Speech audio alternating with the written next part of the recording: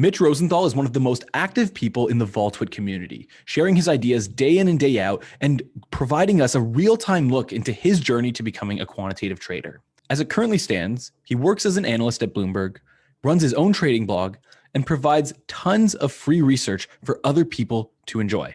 Today, I sat down with Mitchell and had a conversation with him about his view on markets and the skills that he thinks are important for retail traders to learn. Mitchell didn't start off his career as a quantitative trader. It's something he became over the years as he learned more and more about finance and wanted to take it more and more seriously. So we can all take lessons about how somebody can go from just having an interest in finance to turning it into a full-blown career. We're going to discuss the value of technical analysis, of coding, the opportunities for retail traders, and so many more topics. So with that being said, I'm Sean Ryan, the host of the Predicting Alpha podcast. Let's hop into the conversation.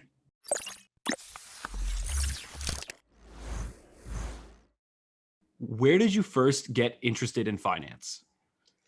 That's actually pretty funny because I used to hate business and I used to hate hearing like business news stories and stuff. I would just immediately shut it off.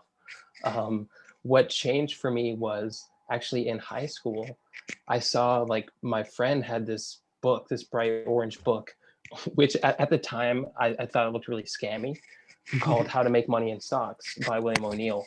And actually, it does look scammy. Even now, I think I really think he should have done something different with the graphic design on that book. But once I saw my friend reading that, I was like, wow, I didn't think that stocks could even be interesting, let alone interesting to my really good friend. His name's Will. We basically known each other since like first grade. And it ended up being that I got obsessed and he didn't. So that's kind of unexpected. But I saw him reading this book and I was like, man, what are you reading? And he was talking about investing in the markets, and it really blew me away how quickly he seemed to already have a decent grasp of it just from reading this. So I was like, sure, I'll try this book too. Why not? So that was really what got me started, was seeing my friend reading this book and being like, maybe there's something to this. I was gonna say, how long after that did you buy your first stock? Actually, let me think about that. Probably about 4 or 5 months. I was pretty scared by the entire thing, so I wanted to do a fair bit of reading before I even like touched a stock. I'm definitely risk averse. Nice. At least when it comes to big screw ups. Yeah, no, I get that. I actually it's funny. I was about to say that I was the same way, but then one of the first stocks I bought was Aurora Cannabis. So maybe not. Maybe that's not the truth. That is, that to me sounds probably like what I think most people experience, which is like you hear about stocks and then naturally as a beginner, you get gravitated towards some of the most volatile securities. 100%. That's actually something that I've noticed with beginners. If I could give them any advice, it would be to not do that. To not do that. So what was the first thing that you picked up? And when it comes to thinking about stocks, I think you're right, where a lot of people get into it off of something hype, we'll call it, right? Your friends are talking about a certain stock, your parents, the news. They tend to be the more volatile assets, and you sort of get sucked into that world of, punting, more or less. Yep. But it sounds like it was a little different for you. What sort of analysis did you jump into right away? Like, has quantitative analysis was that your first foray into trading, was from a quantitative lens? So I guess it depends on what you consider quantitative, but fundamentals were the first lens actually that I entered through trading. Later that would change very dramatically. And we can talk about that. I think it's a fascinating topic, but it's because the first book that I started reading was by William O'Neill, called How to Make Money in Stocks, with the ridiculous bright orange cover of the page. And what I liked about the book, first of all, like it's approachable. And second of all, it had a process. And that's what I wanted as a beginner, because I didn't really know anything about the market, but I figured if I at least have a process, I can at least tell myself, however I'm doing, well, at least I'm following my process. And so with William O'Neill, it was very much a mix of fundamental and technical, which I really liked. And so for O'Neill's criteria, it's basically CAN SLIM was the acronym that the book talks about. It's like current earnings, annual earnings, new product or management. So let's see how well I remember this. Supply and demand. L, leader or laggard. L, and then institutional support. And I forget what the last one was, but hey, that's like what, 7 out of 8 or something. Hey, not bad, man. I was gonna say you really put yourself on the spot there. I feel like that's for you, that to be your first foray into trading, I think saved you a couple of years, because I think people end up there after year 1 or 2 of trying to figure it out on their own. Yes, definitely. That's pretty I was very impressive. lucky. I was very lucky Yeah. to find that book.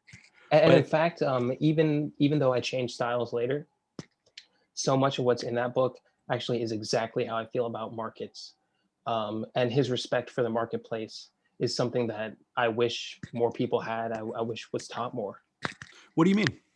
So like his number one point in the book, which I super agreed with, is that the market price, generally speaking, is pretty genius. Like if you think about what's going into that market price, like look at a stock like Apple and think about how many analysts are obsessing over the fine details of that company. And then they're alerting their clients. Basically, like the market price is highly informed.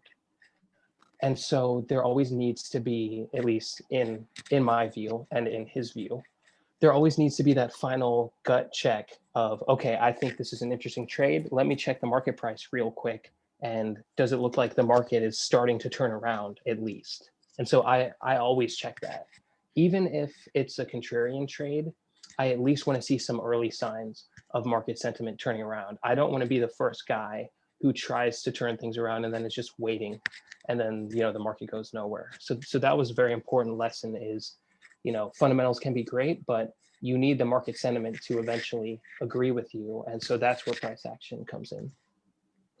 Got it. One of the things that I believe and talk to people about is when you're looking for like that good trade, you find it where you disagree with the market. And I think that falls in line with what you're talking about, where the market's pretty efficient, right? When you're looking at the price of a stock, it's not random how it got to that price. That's a bunch of analysts and very intelligent people looking at it. What are your thoughts on that view of when you make a trade, it's a disagreement with what the market's showing you? So I would say that I disagree, though I think it's partially true. Some trades, I think you're innately betting against the market. A great example is if you're buying an option, you're basically saying, I think the dealer is underpricing future volatility. I mean, this is assuming that you're buying it to bet on volatility. You're saying, yeah, I'm going to buy this because I think future volatility is going to be much higher than this price is implying it will be. So that's a perfect example of what you're talking about. Yeah. But an example of a trade not being a disagreement with the market would be probably most of my equity trades in 2020. In 2021, before I had to stop because of compliance. They always get you. They always get you. But I truly can't complain because I'm very fortunate in other ways. But for most of 2021, those trades were in agreement with the market, where basically I was just looking for companies that had awesome fundamentals, and then I would just wait. I would wait to see if they were trading in a range, and then if I saw price break out from a range, boom, that's my trade. Like I'm a very simple guy, and that's a very simple setup for me. But that's a setup where you're saying, okay, the market is starting to like this company more and more. I'm going to agree with that and get on board. And I think that's the nature of if you buy breakouts, that would be starting to agree with the market rather than disagree. Right. And I guess there's other examples too, such as, risk premium harvesting. You're not really disagreeing with the market. There's an embedded risk premium in certain things, right? Like there's like an equity risk premium, for example. Yes, That wouldn't necessarily be betting against the market. With that, I think you still are, because the risk premium tells you what are you willing to sacrifice in order to make the trade. But like if you're trying to harvest the volatility risk premium, you are selling vol, which means you are betting that vol is overpriced. Or yeah. You're betting that vol is overpriced for whatever reason. It could be because the risk premium is higher than it should be, or something else. I guess it gets complicated. Yeah, it gets tricky for sure. Like I was thinking even more simpler is just like holding the S&P, Mm-hmm. right? Like you're getting paid, you're getting compensated for holding that risk over time. And like, I guess that sort of falls into like that middle space where it's not really like a clear disagreement where it's like, you know, this stock's trading at a, 55 implied vol on the 90-day options. And I think it should be 45, Yeah, like that's, totally, very different for totally. sure. And that's what's Um, beautiful about the options market is you have so many different dimensions that you can disagree with the market, and then you can explore different ways to set that up and try to execute something. I actually agree 100%. I think the versatility of the product is one of the things that really fascinates me about it. Mm-hmm. There's so many different ways to look at things and ways to express yourself in the market. Definitely. Frankly, I wish I had more experience with options because though I've done a good bit of reading on them and I feel decent knowledge wise, I really didn't trade them very much. And currently now I'm unable to trade them, but I'm still Mhm. actively researching volatility. Like it's a huge passion for me. 100%. And okay, so I guess this has changed recently since your current role at Bloomberg. But prior to that, what would your book sort of look like? What products were you interested in? What were you trading? Okay, so while I was trading equities, that's pretty much all I was trading. And this was for a brief time in 2021 before, like I said, I had to suddenly close that down. Luckily, that experience ended up being great. Um, I was trading U.S. stocks. I think, yeah, exclusively U.S. stocks actually.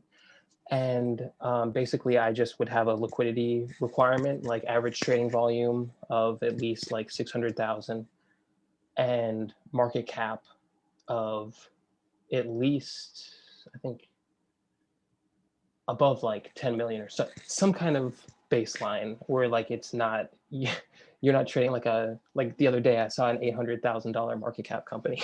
So Oh my filtering those God. things out. So basically I was just trading liquid US stocks. And then I had some screening criteria that I would use. And then it was mostly just price action. Honestly, it was a lot of people would probably look down on it. And a lot of people think that price action stuff is voodoo. For me, it's the only thing that I've really felt comfortable with and done well with. So I that find ended that up interesting. being a good year. We ended up returning 22%, and then I closed it. Hey, So not bad. it would have been fun to keep running it. That was running for 4 months. Um, so it's honestly impossible to predict how it would have done after that. Honestly, who knows? Like it could have been a real struggle for me. But I do think the process was good. I try to be very careful with risk management. So I do know that some people have huge returns, but if I were to ask them, hey, what was the largest chunk of capital that you risked on a given trade, it'd probably scare me. So I think that's always important. Like when people are talking about performance, unless they tell me what's the maximum chunk of capital that's at risk for any given trade, I have no idea how to evaluate the performance. Like someone could double their money in 3 weeks, but if they just YOLO'd it all on an out of the money option, I don't know that that's necessarily a success. I agree 100%. And part of that comes down to not every good trade is profitable, and not every profitable trade is necessarily good. It's all about the context of that trade, That's a right? great idiom. That's an awesome soundbite. Did you come up with that? Uh, I'll take credit for it, sure. I'll give you credit for it. But yes, very, very true. That's why, like, really the only way to do it is to look at a long-term track record that has a pretty high number of trades. Right. And And sometimes you can't get that. I agree 100%. But that actually brings me to something I want to ask you about, because you're obviously very quantitative focused in your research. You work hard to put numbers to ideas. And I want to know how you feel about that with regards to price action, where there tends to be a lot more subjectivity. And I Mm, believe there's obviously a balance between qualitative and quantitative approaches, and both hold merit and can even be used together and should be, right? It's hmm not, you can't just overfit something and call it good work. You know, you need to understand why something might exist. Yeah. But so how do you feel about that? You know, price action being more subjective. How do you balance that with your research side that's more quantitative? Okay, so this is a great question. My opinion is, is that prediction is not subjective. It's really a question of which signals you care about, which signals you respect. That's subjective. That's a personal choice, and you can guide that with research, which is what I try to do with varying degrees of success. I don't want to fool people and make them think that every single signal that I look at, like I've statistically confirmed. I mean, I try, but sorry, getting back to the point, I think price action truly it's not subjective. It's the only subjective aspect is which signals you decide to focus on. But like to put it another way, if the way you're looking at a chart is systematic, the way you're identifying like a price level that you think is important, if there is a set of rules that's guiding that, if it could be automated, then it's not subjective. It becomes a rule-based system. So it's just a question of, are you doing it manually or automatically? Like every single price action signal that I've ever acted on, I could develop a script that would come to the same conclusion in terms of like, oh, here was a breakout, or oh, here was a bounce off of this trend line or whatever. That can all be coded. So perhaps I actually agree with what you're saying, that there's a lot more merit there. What I was 1 second, let me think how to put this. I guess there's evidence-based technical analysis and there's subjective-based technical analysis, where, for example, correct me if I'm wrong, but it sounds like you are looking at signals that you can clearly define. Yes. Right. And then you Yes. can actually, if you wanted to, you could actually even back test this signal. Exactly. Right. Exactly. So I think there's tons of merit there. Right. Versus my opinion at first was that you were looking at it from like a, let's call it like a, head and shoulders, cup and handle type of approach. Okay, It's maybe a so little that's harder actually to define. that's actually a great point. Like you can definitely define those patterns, and you can definitely develop scripts that test them. Now, I can personally tell you that it's a huge pain to do so. I'm still working on script to test certain patterns like that, and I actually have made some progress on that. It was much harder than I thought, and I had to develop a system that basically it looks for when a range has started to form, and then it starts to count certain milestones that are required within the pattern that you're looking for. I mean, it's hard to fully go into it, but even things like that, you can code that up and test it. No, so that's awesome. But you're not just like looking at the chart with your eyes and saying, I see this and I'm going to make a trade. So at the end of the day, if you write your code correctly, like let's say the signal of interest for me is like a breakout from a wedge. That one would be easier to code than say a head and shoulders pattern. Mm-hmm. But either way, once I write the code, when the code sees a breakout from a wedge, it should be the exact same time that I would see it manually. So like I'm always doing a manual test of the code to figure out, okay, the code thinks based on how I wrote it that the breakout happened here, and then let me do a sanity check. Let me pull up the chart. Did the breakout actually happen there or not? So I always check it manually.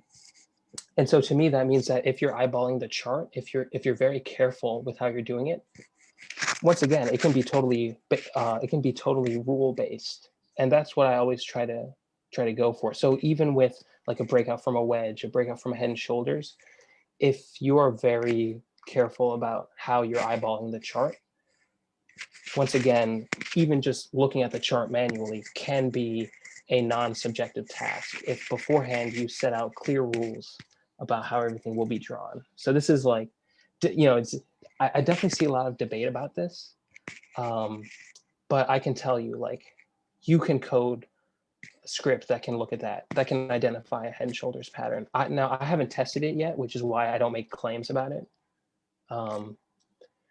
But yes, I think that there's if you're doing it right, I think there's a lot less subjectivity in price action. than people suggest. The subjectivity comes into play about which signals do you care about. Interesting. So when it comes to the subjectivity around picking your signals, how do you just embrace that subjectivity, or how do you go about evaluating your signals? That's a great question.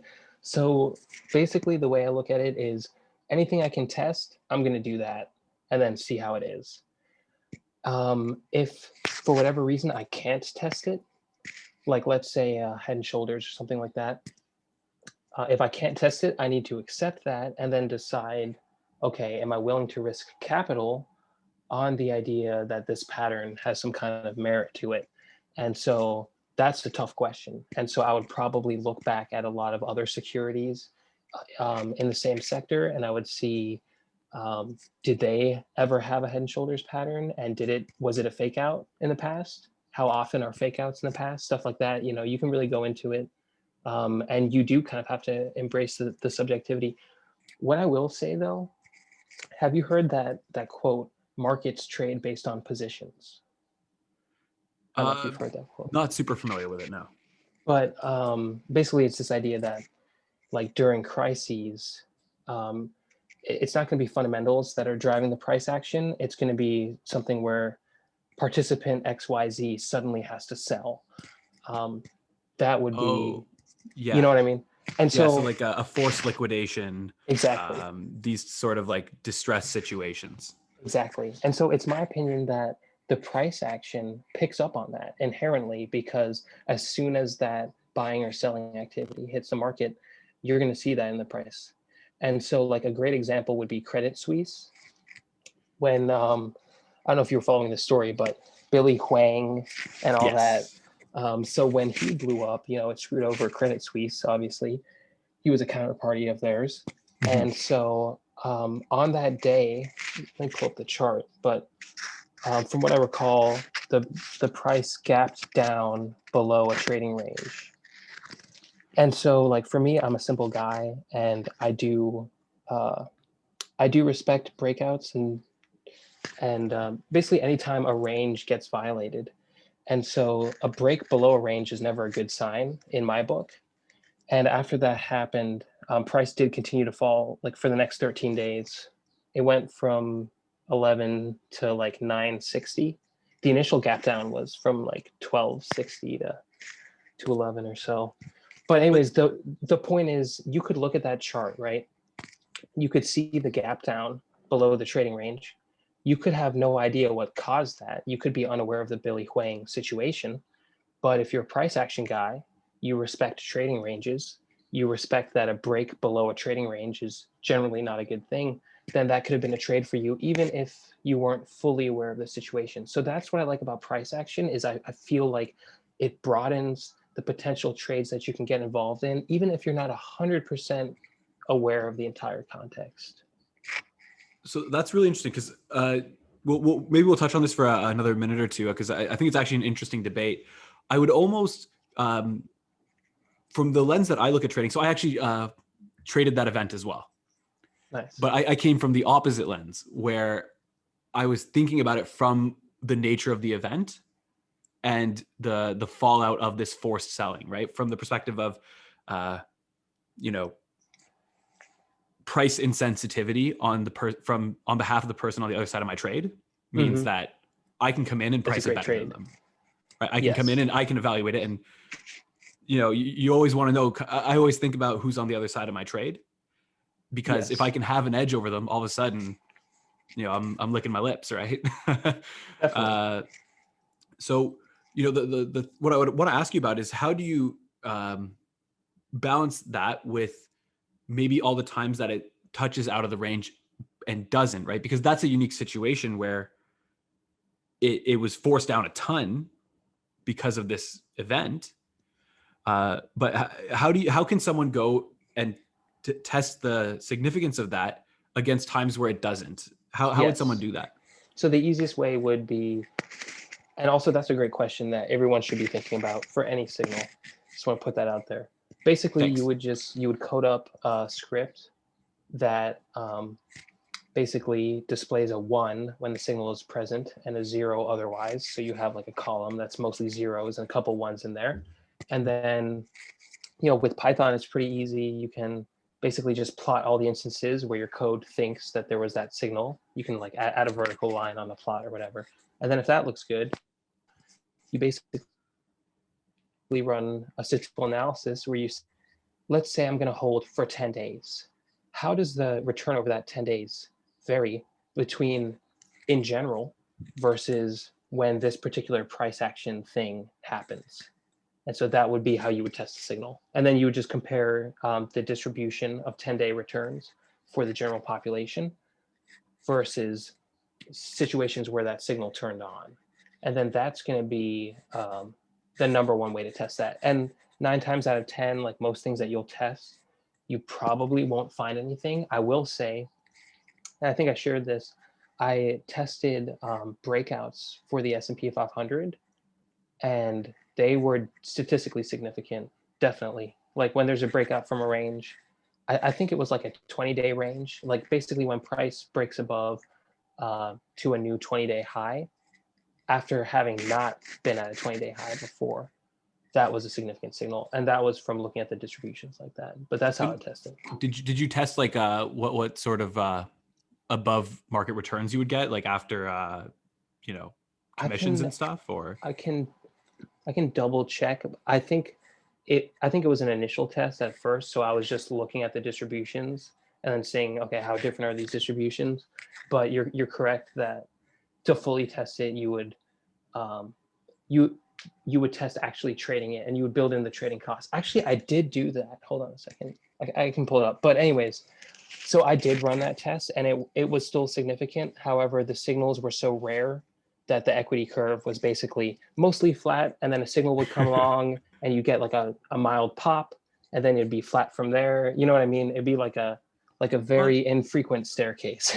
Yeah, that reminds me of there's this one strategy that I saw a back test for. It was a deep value strategy. And it had phenomenal returns, but you'd be flat for about 8 years at a time. And then you'd have this like 600% year. Yeah, see, that's so not very feasible. It's not very feasible, but at the same time, I do think about, I don't really care about time frames too much or anything. I really only ask where the money is. Right? If that was the strategy that had the best return, and I would be okay with it. So I strongly disagree with that, because the lower the frequency of your strategy, the more exposed you are to bad luck.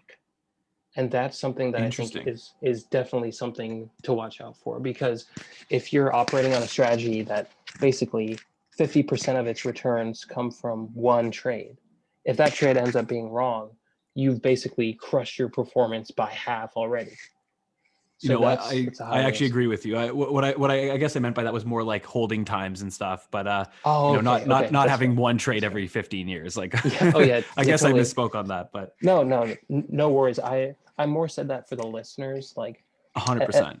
And that's kind of what attracted me to more quant stuff, is if I can find things that are more frequent, like even better, because you have more data points, you can get better confidence intervals and stuff. You can have a little bit more confidence that you found something. So that's, did you get into quantitative finance for your trading? No, I got into quantitative finance specifically to change my careers.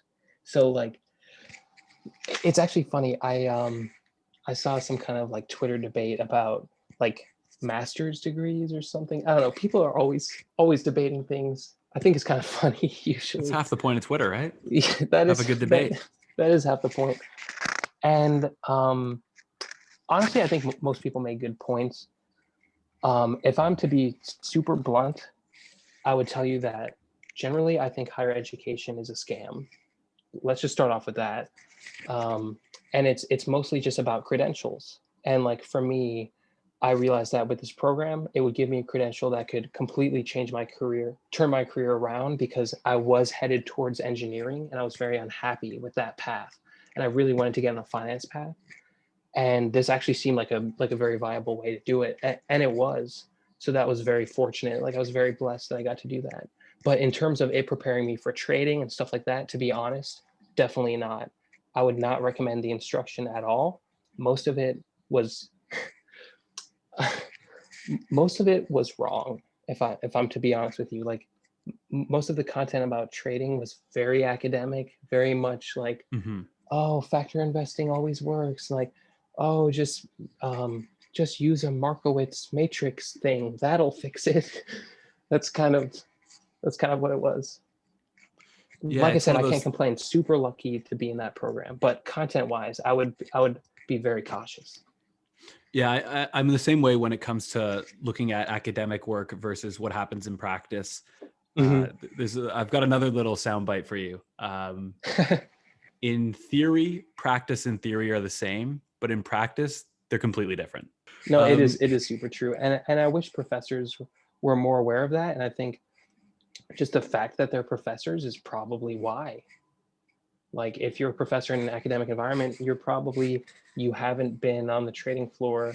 I mean, okay, I haven't been on the trading floor, but I've at least heard people who are on the trading floor saying, hey, this simple Simon stuff doesn't necessarily work as well as you'd think.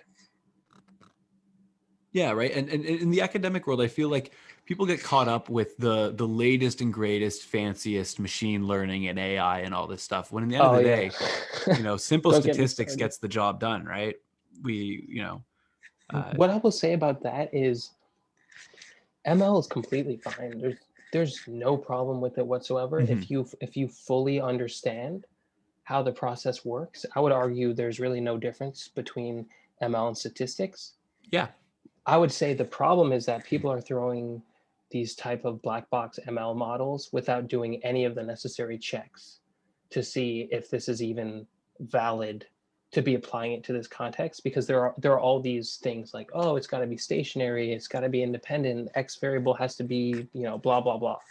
And like I just see people using these ML models, not going through those checks, having amazing hypothetical results. I'm thinking, okay, something's off here. no, I get what you mean 100%. And I actually agree with you. And that's going to lead me into something I wanted to ask you about here. What do you see as, so obviously in the institutional world, there's lots of statistics, coding, data manipulation happening as a part of this their strategy development and things like that. What about for the retail world though? What do you think about it for the retail trader, the importance of learning some coding and statistics and getting your hands on some data to play around with? Do you think it's a necessary step for people taking trading seriously, even at a retail level? What do you think? Generally speaking, I would say it depends. So if you are truly a trader and you do not care about these companies, you do not care about their long-term performance, and you do not really have a view saying, oh, the management's wonderful, I'm going to hold this for 4 years or whatever. If that's you, then I would say yes, 100%. It makes sense to go into the statistics of everything, because basically your thesis is not the companies. Your thesis is, you know, certain market tendencies, certain market patterns, and before betting on them, it's probably a good idea to test if those work. Sorry, Mitch, just quickly, we're getting a little bit of a background noise. Oh, sorry. Are we good now? Yeah, we're good now. We're good Okay, now. okay. Just in Let me case. just rephrase that. Yeah, so I would say it depends. If you're a trader that's like a deep value guy, you're willing to have terrible drawdowns and hold for years, the statistics are probably not critical. However, I don't necessarily support that strategy. But if you're more on the trading side and you're willing to take trades, not because you really believe in these companies, but because you think there's some kind of imbalance in the market, some kind of tendency to exploit, 100%, you got to know the statistics behind that.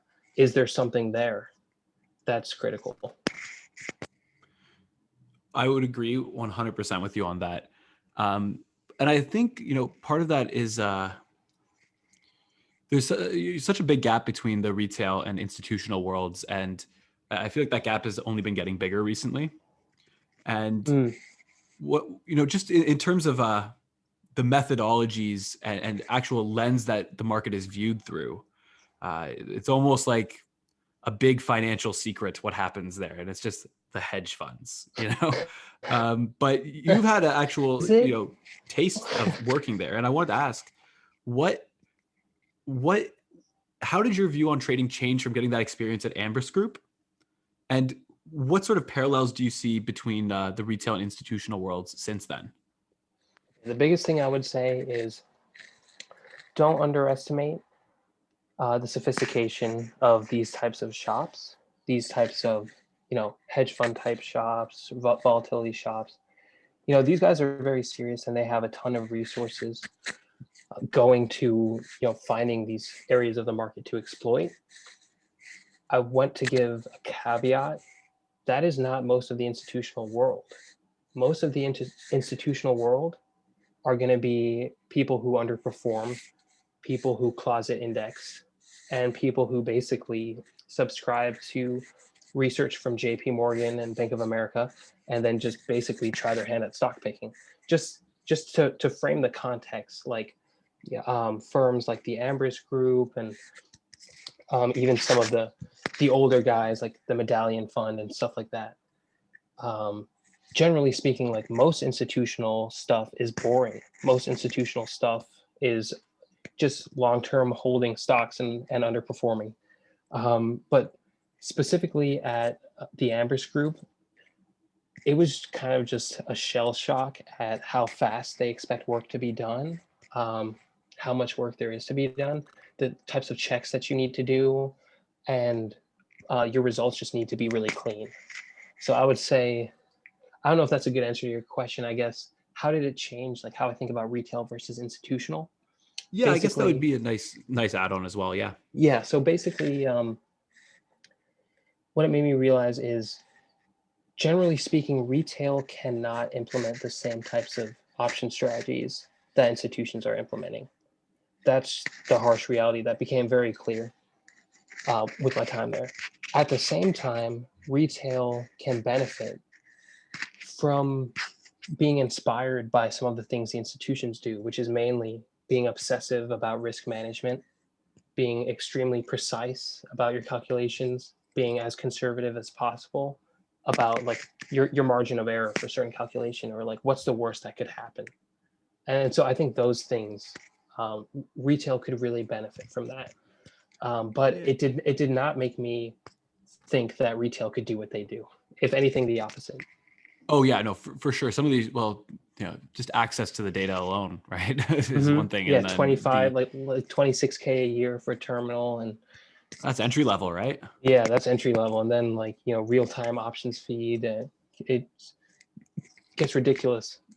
But what do you think about this though, right? So you mentioned the sophistication of these firms, and I think back to years ago when I was still trying to figure things out for myself. And the sophistication of these firms, the way I sort of viewed it was almost like overkill. It's like complication for the sake of complication.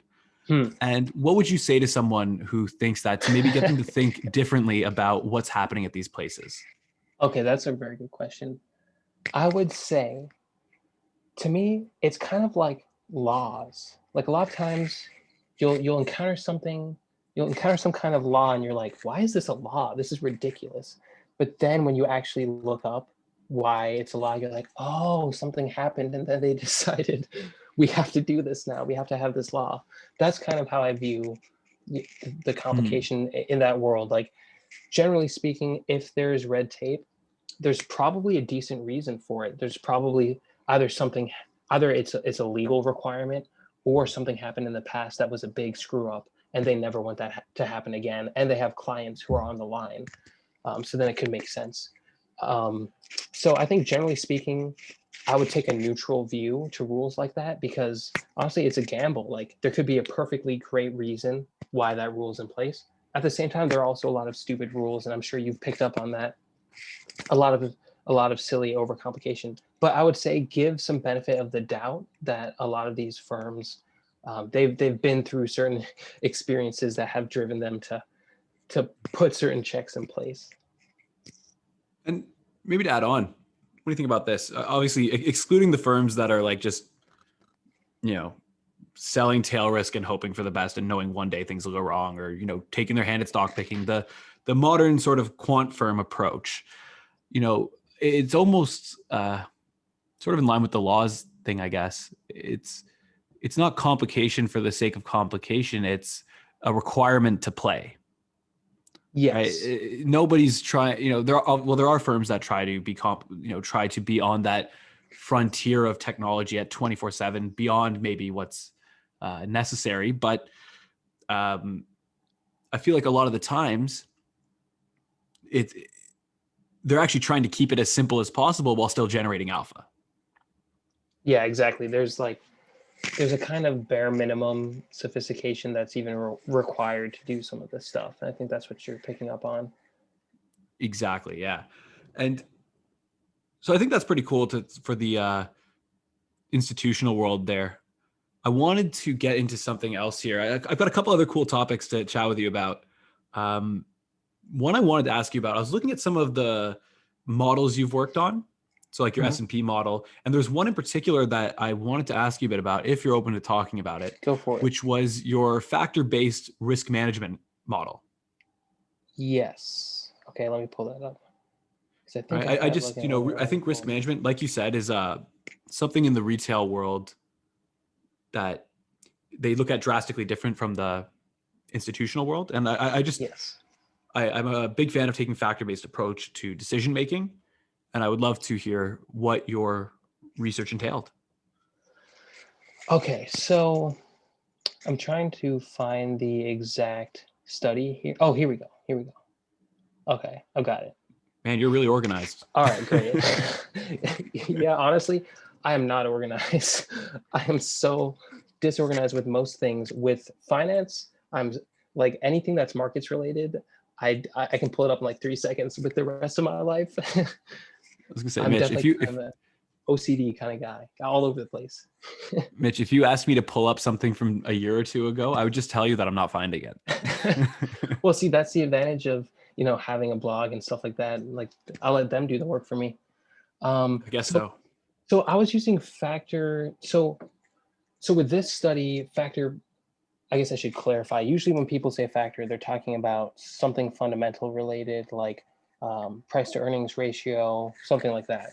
And there have been some studies on that. This was different. So pretty much any quantitative work that I do is just looking at price action. And that's still the case for right now, because that's the data that's most readily available. But within price action, I believe that there are these different factors, so to speak, like different lenses of price action. So like, to give you an example, trailing volatility, you know, that tells you obviously how much has price been bouncing around. That tells you something very different than distance from the 30-day high. You know, distance from the 30-day high will tell you how optimistic is the market, how close is it to breaking above that previous high point. And that's independent, or I should just say that's different than, okay, how wildly has the market been moving over the past 30 days? So that's what I mean by factors. Hopefully that makes sense. Got it. And okay, if you're open to sharing like some of these factors, or how this model sort of works, are you constantly adjusting your market exposure based on these factors? So the way that this particular study worked, and I should probably redo it honestly, because it's kind of an older one. I've probably refined things, hopefully, since then. But basically, like I say, I'm a simple guy. So this one's kind of just an on-off. I was working on a script where basically when this signal is on, it's telling me I'm going to be out of the market because I think there's a higher probability of seeing downward moves and or just big volatility. And so when that's on, I would just be out. And when it's not, I would be in. So that was pretty much just the way that one worked. There was an added twist to this. So like I was telling you about those factors like distance from the 30-day high or trailing volatility or something like that. So the idea that I had for this is, okay, maybe there's not like a simple linear relationship between trailing volatility and like future returns or something like that. Okay, that's fine. But what if instead I look at what I call slices? So basically, for trailing volatility, either it's super high, which I call slice 5, or it's super low, which I call slice 0. So like there's a range, and basically volatility could be high, it could be low, it could be average. So it'll fall into one of these buckets, one of these slices. And then this study would view that bucket itself as a signal. So like if trading volatility is in bucket 5, so trailing volatility is high, that's a signal. And then, okay, what do returns look like when that's the case versus on average? So that's kind of how that study worked. So I have these factors that are price action factors, and then I was breaking them up into these buckets and then testing each bucket, saying, okay, when I'm in this bucket, is that significant or not? Okay, what about this one? So that's the thinking there. I actually first saw about this research on your LinkedIn. I didn't know it Nice. was also in your blog, and I'm definitely going to be linking your blog in the description of this. But do you go further in depth on this in your blog post related to this model? Yes, I do. Well, I don't remember what I posted on LinkedIn. Pretty much what this blog post says is just what I verbally just told you. So Okay, like it's not going to tell you that much. It's not going to tell you that much more than that, though it does actually show you the distributions. cool. So that's an advantage of the blog post. Does Yeah. it list the factors that people should be looking for? Well, some of that I consider kind of secret Yeah. sauce, but it does share one of the factors. But anyone who's like somewhat familiar with price action could very easily figure out what all the other factors are. It's nothing really surprising. I was gonna say, don't blame me for fishing for alpha on the No, podcast, man. not at That's my all. job here. Not at all. I think that if people check out that article, I think that it would be thought provoking for them because I give them enough to figure out what the other factors are. Like, okay, if distance from the 30-day high is a factor, maybe distance from the 30-day something else is a factor. That's Hmm. that's about as much as I You as give I'll all the give you. pieces of the puzzle. Now go put it together. Yes, exactly.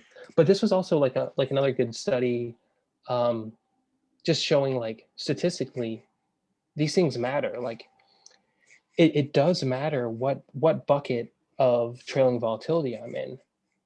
And so like that's something that I've tested, but also like you could also notice that eyeballing a chart, you could be eyeballing and you could say, okay, when are the swings getting huge, and then what tends to happen after that. So that's why I kind of, you know, I try to test everything, but sometimes I'll start with eyeballing, try to be careful about it. Awesome. I wanted to ask you about one other piece of your research. Well, I actually got two of them here we can chat about. Go for it. Um, One of them was seasonality, and the other was Yes. Kelly criterion. Okay, awesome. I love both of those topics. All right, let's dig into them then. Okay, so seasonality is hilarious because what the hell is this? Like, why is there a tendency for something to 90% of the time XYZ rises in October? I don't understand what's driving that. That's bizarre. But if I'm looking at a 20-year time period, that's significant. So that's kind of the reason that I got into seasonality is have you ever used stockcharts.com? Yeah, I've messed around with it. Yeah, so um, I think it's one of I the don't first know. tools everyone plays around with when they get into Sure, trading. sure. So honestly, I kind of hate their charts. It has like a bunch of indicators that I don't have any opinion on and all that. But they have some interesting tools. They have a seasonality tool. And so that's actually what got me into seasonality. And you can actually extend the look back period to 20 years, which I feel like is a decent look back period. Oh, for sure. So, yeah, exactly. And so I would just punch in the ticker for an ETF and just look at the 20-year thing and see, is there a particular month that juts out? And lo and behold, like, turns out, sure, there are a bunch of examples of that. Like, there was an example with industrials. I think in November, I think industrials were really strong. I think real estate was very strong in July. which I found surprising because people would expect real estate to be hot in the summer. So you would expect the market would have priced that in, but apparently that's still alive and well. Didn't get to trade that one, but so it just ended up being this thing that I kind of stumbled onto because I found this free tool, but my OCD kicked in and I just obsessively wanted to check every single ticker that I watch. And I was like, wow, some of these do have really strong seasonal tendencies. Like this is weird. And this is a good example of trading without knowing the why, which I think is something you were talking about, how it's good to know the why. And I think generally speaking, knowing the why is extremely good, especially if you're like a value investor. It's probably like the most important thing. I think if you're more like a discretionary trader and you don't really care, I think if you find a tendency, give it a shot. I mean, what's the worst that can happen? That's kind of how I view it. Even if I don't have the why, if something happens 90% of the time, that's a decent setup for me to try. I'd be happy with it. Exactly. But I had no fundamental justification for thinking that industrials would do well in November, other than statistically that's what happens. Is that enough for a trade? For me, I'm a simple guy and I'll say sure, but other people might not feel the same way. Well, I would agree with you in a sense as well. For example, in my earnings trading, one of my factors is seasonality, right? I look at what quarter we're in, and historically, what sort of realized move range have we seen for this quarter, or implied move range for this quarter. So I definitely agree with you that there's you can take that like hardcore statistical approach, and I think there's tons of merit to it. I do it. There's just so much nuance, you know what I mean? There is. And also, you were talking about specific stocks. For specific stocks, that's probably huge. Like think about like Walmart or Target and how important the Christmas season is. Like I'm sure that the moves around that time period are very pronounced. And so that's a good why or explanation to be aware of. But like, if you're trading something that's a little bit more broad, then it might not be quite as relevant. What's an interesting thing? What do you think about this? I think it also depends on the number of instances you have for that event to occur, for whatever your signal is, right? So for example, earnings, I actually don't know the why for these seasonal moves, but I trade 100 events in a season, right? So I have enough events to spread my risk. I'm not, my conviction may not be 100%, but I'm trading the statistical edge. Whereas the Bill Huang situation, that's one thing, right? It's happening once. Yes. I'm going to try and figure this thing out. Yes. And I would also say that the number of instances is probably the biggest challenge that I've run into anytime I'm doing statistical stuff. So I'm super interested to hear your research. I know you and Sinclair did a lot of research on this. What was your research for Kelly specifically about? So basically, I was reading up on Kelly as well. It's an awesome topic. And I remember learning that if you pick the Kelly criterion, which will, all else equal, give you the best growth in percentage terms, you have a 50% chance of having a drawdown of 50%. And so I learned that. I was like, what the hell? I don't want that.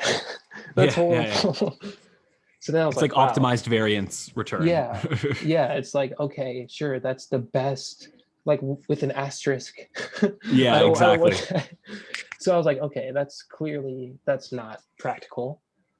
So then I did some more reading and I saw people talking about Kelly fraction, and that made a lot more sense because I'm like, okay, so Kelly is like, all the Kelly criterion tells you is the maximum size you could ever do, where if you go over it, it's stupid to do so because you'll actually get worse results. That's what the Kelly criterion tells you. Yeah, got it.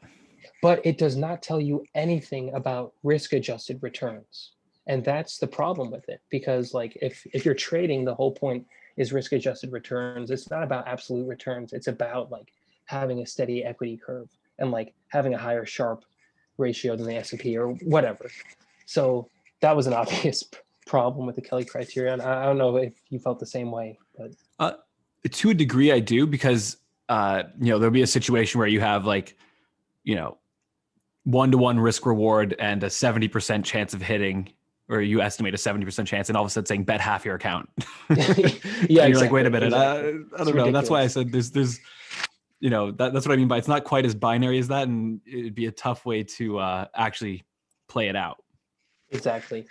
So so the two main takeaways of that is like, number one, always set a threshold that you can never exceed, no matter whatever statistical thing you're looking at says. Like for me, this is just subjective, but I'm never going to risk like more than 10% of my portfolio on anything. Even 10% sounds absurd, just saying it. But Obviously it right? varies.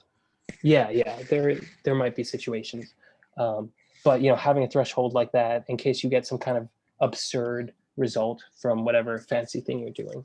That's lesson one. And then lesson two is, so Kelly criterion, like, it's only thinking about expected growth, but it's not weighing the trade-off of how much pain did you go through to get the growth.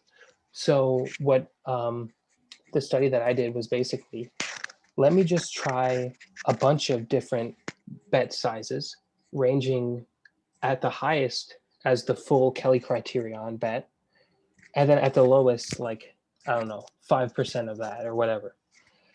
And then basically I just tried them all for a particular trading strategy that I was back testing. And I would look at the risk adjusted return in the first 60% of the sample and in the last 40% of the sample. So always do that. At least for me, I always want to make sure I'm doing that, just because you get a sense of the stability when you cut up your sample. But anyway, so I would just try a bunch of the different fractions. I'd start with 5% Kelly, 10% Kelly, whatever, go all the way up to the top. And then for each one, what was the gain to pain of your resulting portfolio curve? And then the weird finding was that low bet sizes, so it was like, I think it was 10% of Kelly or 20% of Kelly, ended up having the highest gain to pain ratios. But this was scenario specific, so I can't say that that's always the case. I think like it depends on what strategy you're testing. But basically, I would say, like, anyone who's interested in Kelly criterion, if you can backtest your strategy, you should backtest a bunch of Kelly fractions and see which one gets the highest gain to pain ratio, because that's really what matters. That's something that everyone can do. So there was actually a quote in your paper that I wanted to ask you about from Edthorpe, where he said basically, Kelly should be based on max allowable drawdown. Suppose you have a bankroll of $1 million and your max tolerable drawdown is 200K. Then from a Kelly perspective, you don't actually have $1 million in capital, you have 200K. Yes. Okay. Yes. So this was a great quote, and the reason I included it was because I hadn't heard that before, and so that very much changes the analysis. Yeah, I thought it was kind of interesting as well. I would say that if I had to guess, the reason he's saying that is because of that 50% rule that we were talking about earlier, right? If you're using the full Kelly bet, you are saying, I'm comfortable with a 50-50 shot of losing half. And so if you're doing that, Edthorpe is saying, don't do that with your whole portfolio. Are you insane? Yeah, like, and so that actually made sense to me. But like, in theory, if you're doing a Kelly fraction approach, like, it doesn't really matter how you view it, as long as you're consistent about how you measure it and then you test it.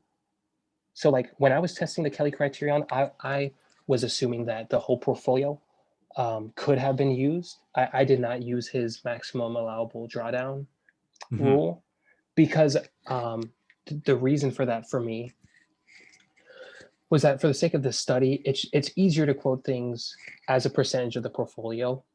So it was just easier measurement wise. But because I was testing all these fractions, like I'm still testing very small bet sizes, medium bet sizes, large bet sizes. So you'll end up having the same finding. But it's a very important quote from Edthorpe, because it's a reminder that, like I said, Kelly will have you super overbet if you're not comfortable with a 50% drawdown. Scary. I was going to say, I thought the reason you didn't include the info from that quote in your research was because you found the quote after you did the research. But okay, I guess that's reasonable too. No. It was just because from a measurement standpoint, it's very simple to say, okay, let's test 10% of the Kelly criterion for this portfolio, and then it's clean. Exactly, it's clean, and like we're still being careful because we're testing some very puny bet sizes all the way up to some very big bet sizes. So ends up being the same. So you'd mentioned it before that you had to give a shout out to a couple people on Twitter, like Alex. And one of the things I have to commend you for is how open you are with sharing your thoughts about trading, your research, and everything that you do on Twitter. And I wanted to ask you about how that has played a role in your development and what the kind of biggest benefits have been of getting involved in FinTwit, VolTwit, these spaces. Yes, that's an awesome question. Basically, I just started asking questions because I didn't know shit. I love it. To be honest with you, that's really why I would just start asking questions. And the first time I asked something, I don't remember what the question was, but I remember getting very precise answers from people who were really informed. And I was like, oh my God, I can just ask and they'll just answer this. Like, this is this is amazing. So once I had that one good experience, I basically said, you know what, screw it. Anytime I don't know something, I'm going to be super honest about that and ask the community, because maybe they can just quickly help me learn it and then I can just move ahead. Oh, that's brilliant. So that became how I approached it. And like, honestly, it was life-changing. And like, I'm so thankful that Twitter exists during my lifetime, because that ended up being like invaluable, like especially for the statistical stuff, because it took me a while to learn that. And I definitely made a lot of mistakes. If I hadn't been asking people, it probably would have taken me 3 times as long. And then it turned out that people liked it when I asked questions. So it ends up being this kind of self-reinforcing thing. All right, let's get your short list here. Top 5 accounts that people should follow. Who are you thinking? Okay, and don't worry, full disclaimer, if you don't mention somebody, I'm sure they'll forgive you. No, that's fine. I wouldn't worry about that. Top 5 accounts. Oh, okay. I won't say that there's any logic to the order of this. These guys are all legends. Okay, I would say New River Invest. Have you heard of him? I haven't. I'm pretty new to the Twitter game myself, so I'm taking notes. Okay, so New River Invest, I'm pretty sure he's a fund manager. He's probably one of the most knowledgeable and thoughtful people on there. Like, if you check out his posts, it'll be clear. So New River Invest is definitely on there. Oh, and also shout out to him, because I asked him questions about one of his models, and he like specifically responded to me. Really nice guy. So that guy's great. Good Alexander. I've already mentioned, but he was a big influence on me. Just a really free thinking guy and super rigorous, evidence-based, process-driven, all those things that I aspire. He's got that going on. So that's 2. I would also say the Robot James is an account. That guy's awesome. I think he's like British or Australian or something. But basically, if you have any questions about real world trading, actually executing strategies in the real world, like that dude has been there. He's tried it. He'll tell you if it ends up going badly. You can pretty much learn through his blunders. Honestly, great guy. It's funny that you mentioned Robot James. A bunch of the PA members have taken the quant boot camp that he does and said it was. They basically put it right up there with our education and said these are the 2 things you need to take and then go get a job at a fund. Nice. Yeah, I'm not surprised. Like it's so clear that the Robot James has like practical experience and everything, and is not afraid to be blunt and say, hey, this simple thing that you thought might have worked does not actually work, and here's why. So it also, I don't know how to pronounce his name. I hope I'm getting this right. I'll just call him Mr. LeBron, but his first name is Oh, Augustin, I think, yeah, Augustin, Agustin. 100%. That guy is amazing. He really like has helped me think through things, think in terms of first principles. Like, okay, you have this idea. What's the overarching thesis behind it? And then why do you think that? Oh, you think you have data supporting it? Like, let's look at that. Like, it's hard to explain, but super logical guy, and really makes you question your beliefs. Yeah, did you do his 5-minute Zoom call thing that he set up? No, I didn't. I must have missed that. Oh man, I hopped in on one. It was a really good time. He basically created these little Zoom rooms where 3 or 4 people in each one, and each person spent 5 minutes and just talked about a topic. Wow, that's awesome. Yeah, it was very, very cool. Yeah, he's an awesome person. Yeah, His book it's was really like, good too. okay, here's the crazy thing about Twitter is that you can very clearly tell when someone's bullshitting you. At least like if you're somewhat knowledgeable about a topic. And so like it ends up being very clear who knows and who doesn't. And so that's one of the reasons why I'm so thankful for it is like I've found these people where I'm like, oh my God, you guys are so knowledgeable. I have so much to learn from you. I think I covered 4, right? I got one more. Yeah, let's go. Okay. Last one. Last one. Last one. Honestly, I'll probably have to say Jem Carson. I don't know how to pronounce his last name, but his Twitter Jam handle is croissants. Come Jam on, jam Croissant. croissant. Jam Croissant. I don't know if that's actually how you say his name though. We'll roll with it. He put it as handle. For the longest time, so I used to talk about him a lot when I would be like hanging out with friends. I'd be like, "Oh, this guy posted this thing," and I would always call him Kem, even though that's totally wrong. But in my head, that's his name. It's Kem. I'm sure he's cringing now hearing that, but Yeah, he's like, oh god, Mitch, come on. really, really great guy. Like I truly think he knows so much about the markets and about modeling.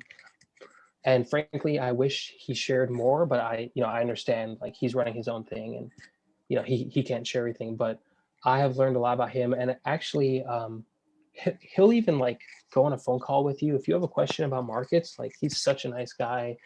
I was doing a study about the predictive power of Tesla options. Actually, this is a pretty fun study. And he actually had some really good suggestions on refining it. I have to go back to that, but he's a great dude. Highly recommend. It's a good list. It's a good list. But it sounds like you knew most of those accounts, right? Yeah, the first person you mentioned, Alexander Good, before Alex, knew something. New River Invest. New River Invest. That's one I wasn't familiar with. Okay, because I'm trying to Who I'll come be up checking with out. other ones that you might not be as familiar with, but those are like the ones that are top of mind probably. No, it's a good list. It's a good list. And I think if you follow those, you end up sort of opening up that world, right? And you'll see the people they're retweeting, who they're conversing with, and then you'll be able to build out your network from there. Definitely. Brilliant. One thing that I will say, you can edit this in somewhere else if you want to, but I forgot to mention that this was a cool study, and this is a area of research that I'm still working on right now. But I was looking at Tesla options, and I was actually pleasantly surprised that there is some kind of predictive ability there. So what the study was looking at is basically look at the implied volatility of like a 3-month Tesla option at the money. Okay, let's say the implied volatility is like 65 or 85 or something. Compare that with the S&P 500. The S&P 500's current at the money implied volatility for the same maturity, or sorry, for the same expiration, and then look at the spread between those things. Okay, treat that as an X variable. Is that X variable predictive? Like, is there a correlation between that and like future returns, future whatever? And so I ended up finding yes, it was predictive. So like I'm not going to go into the whole thing, but I can tell you that there's definitely information content in those option prices. but specifically what it was predictive for had to do with the spread between Tesla and the S&P 500 in the future. So looking at compare the return of Tesla versus the return of the S&P 500 in the future, or compare the future volatility of Tesla versus the S&P. So like there are tons of variables to look at, but that was a very cool study.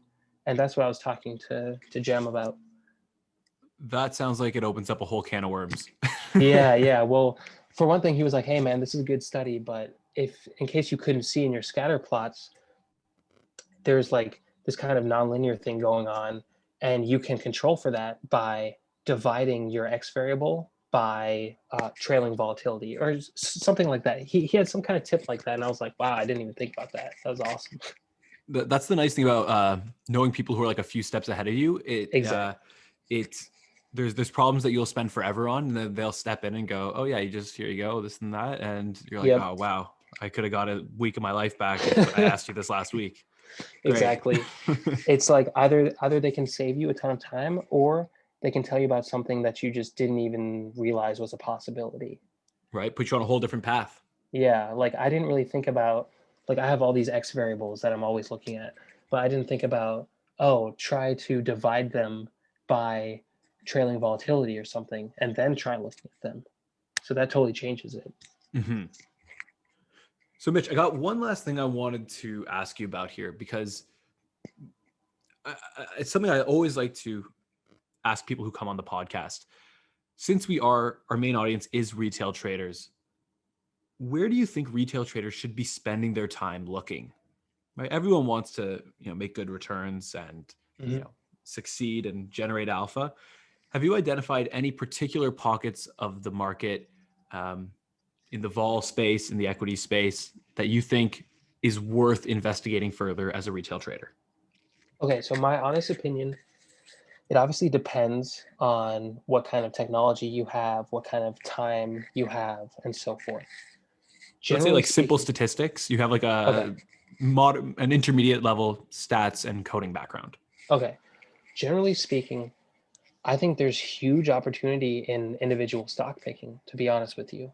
And I think that generally speaking, that's less likely to blow up than if you try to start playing with derivative contracts and option stuff. However, I think there's more opportunity in options. And I think retail has a lot that they can do with options as well. So like it's really skill level based, but I think beginners should obviously kind of stay away from stuff like that. I think more intermediate retail traders should definitely look into options, especially on individual stocks. Basically, for retail, the less liquid the market, the better for you within certain sanity sanity parameters. Like you want to be able to buy and sell, obviously, and that's why you have liquidity screens and stuff. But like, you're not going to get much edge trading earnings surprises in Apple options.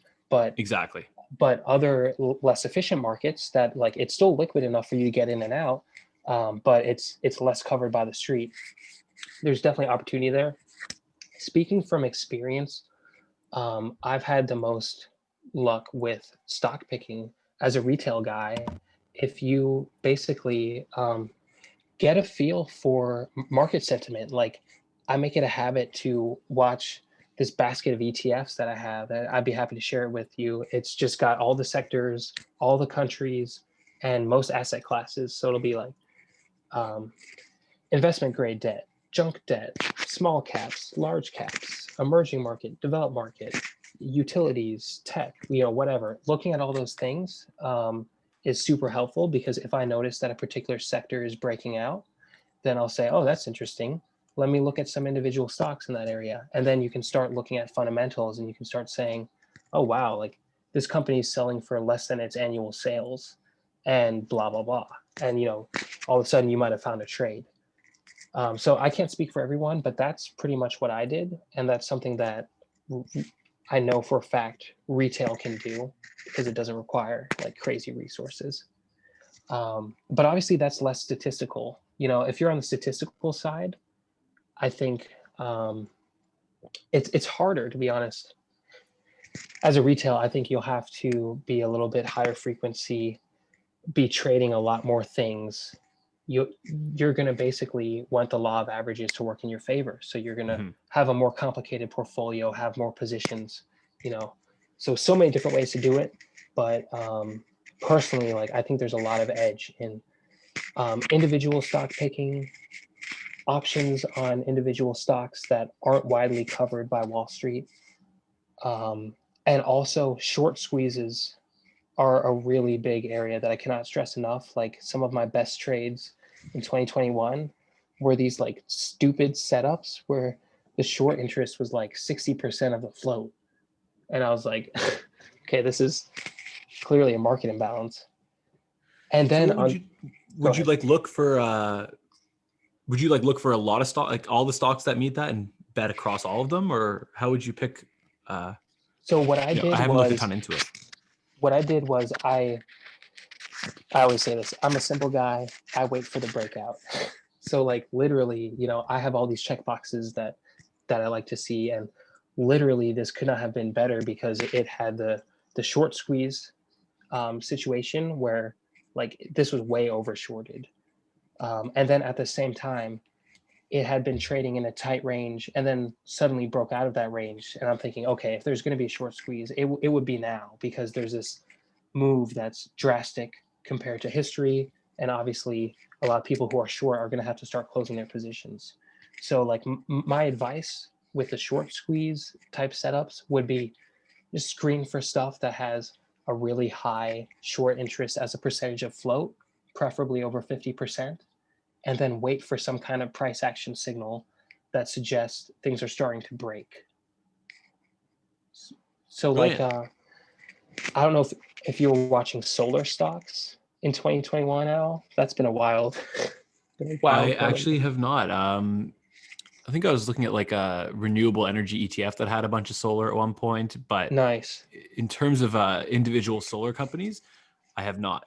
Okay, so a great example. Let me see if I can go back, because this one's from.